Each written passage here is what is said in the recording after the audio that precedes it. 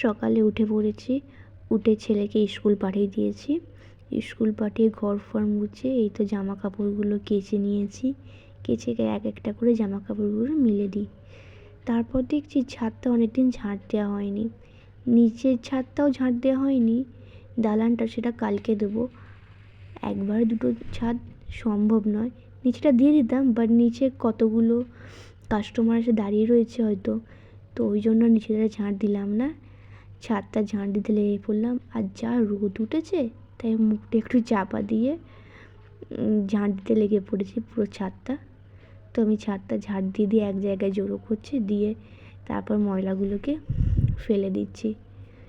ওই পুরো ছাদটাই ঝাঁট দিয়ে দিচ্ছি। কালকে নয় নিচেটা ঝাঁট দেবো, আজকে আর হলো না, সেই জন্য ছাদটাকেই ভালো করে ঝাঁট দিয়ে দিই।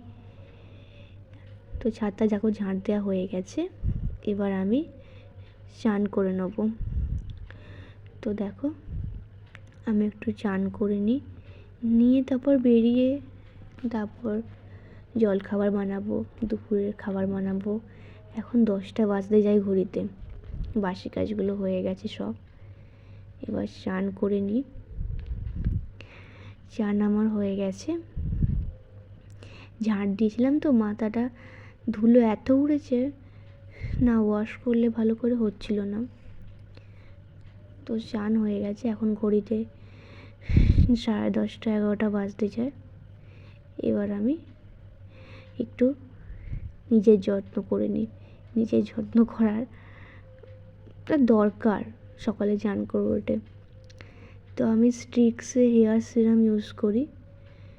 তো আমি স্ট্রিক্সের হেয়ার সিরামটা দিয়ে ভালো করে চুলের জটটা ছাড়িয়ে দিয়ে, আর আমি আমার সিঁদুর কৌটোটা জানেন তো ঠাকুরের কাছেই রাখি।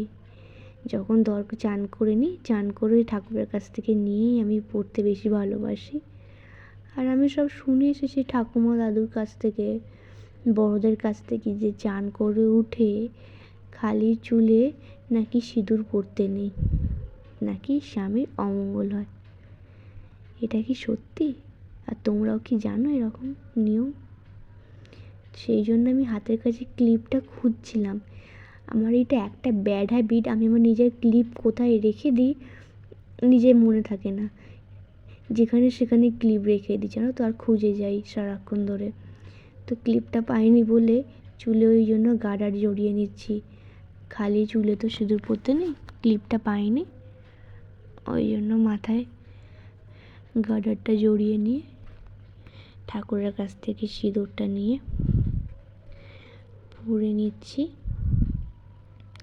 আর আমি একটা সানস্ক্রিন ইউজ করি জাস্ট সকালের দিকটা, তো ল্যাকমি। তো সানস্ক্রিনটা মেখে নিয়ে ব্যাস এইটুকুই সকালে দিয়ে এবার টিফিন করতে চলে যাব। আর যা গরম পড়েছে বলার মতো নয়।